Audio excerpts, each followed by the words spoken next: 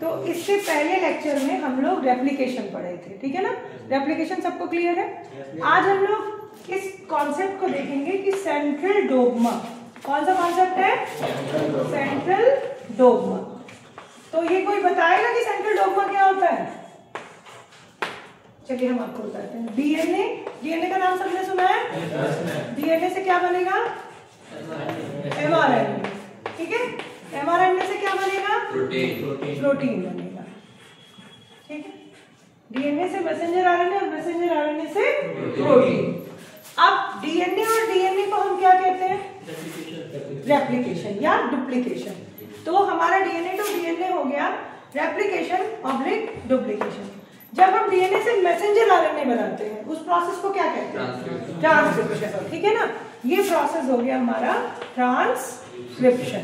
लेकिन अगर हम ये कहें कि मैसेंजर आरएनए से हमें डीएनए बनाना है तो उस प्रोसेस को क्या कहेंगे? Reverse transcription. बिल्कुल सही। मैसेंजर आरएनए से अगर हम डीएनए बनाते हैं तो इसको कहते हैं रिवर्स ट्रांसक्रिप्शन। इसको सबसे पहले देखा था टेमिन और बाल्टीमोर ने, और इस पर क्या है आपका नोबेल प्राइज है। क्या मिला था इनको? नोबेल प्राइज मिला था। अब देखिए ऐसा होता है ना कि कुछ वायरसेस होते हैं या कई ऐसे प्रोसेस होते हैं जिसमें वो मैसेंजर आरएनए से डीएनए, क्योंकि जैसे मान लीजिए एचआईवी वायरस है, तो एचआईवी वायरस ये आपके कोर्स में भी है, हेल्थ वाला जो चैप्टर है उसके अंदर ये दिया हुआ है कि जो एड्स वायरस है वो आपकी बॉडी में कैसे एंट्री लेगा? पहले वो क्या करेगा? रिवर्स ट्रांसक्रिप्शन करेगा, क्योंकि उसके पास क्या होता है? आरएनए होता है, सिंगल स्ट्रैंडेड आरएनए होता है। तो वो क्या करेगा कि पहले वो आपके डबल स्ट्रैंडेड डीएनए में चेंज होगा, उसके बाद वो आपकी बॉडी में कनेक्ट होगा, उसके बाद वो प्रोसेस को चलाएगा। यानी किसी भी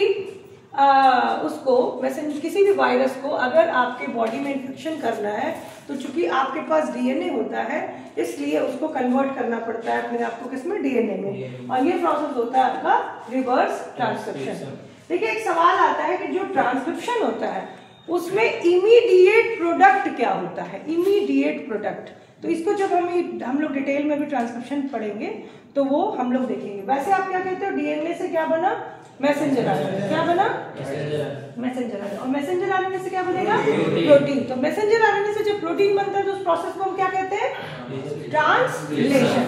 क्या बोलेंगे? ट्रांसलेशन। तो ओवरऑल अगर हम सेंट्रल डोग्मा की बात करें तो सेंट्रल डोग्मा एक ऐसा कॉन्सेप्ट है जिसमें हम ये बताते हैं कि डीएनए जो है वो डुप्लीकेशन कर सकता है और यही डीएनए आपका मैसेंजर आरएनए बनाएगा और फिर मैसेंजर आरएनए से क्या बनेगा? प्रोटीन। और अगर मैसेंजर आरएनए आपका डीएनए बनाता है तो इसे हम रिवर्स ट्रांसक्रिप्शन कहते हैं।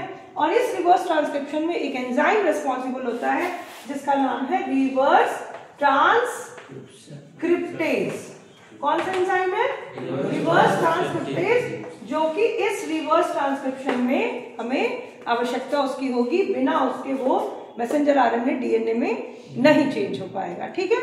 तो इसको हम लोग आज हम लोगों ने देखा कि डीएनए रेप्लिकेशन, ट्रांसक्रिप्शन और ट्रांसलेशन, ये पूरे प्रोसेस को हम क्या कहते हैं? Central dogma. और इसी सेंट्रल डोग्मा के अंतर्गत एक नया कॉन्सेप्ट हमने देखा कि मैसेंजर आरएनए से जब हमें डीएनए बनाना हो तो उसे हम क्या कह सकते हैं? रिवर्स ट्रांसक्रिप्शन, ठीक है।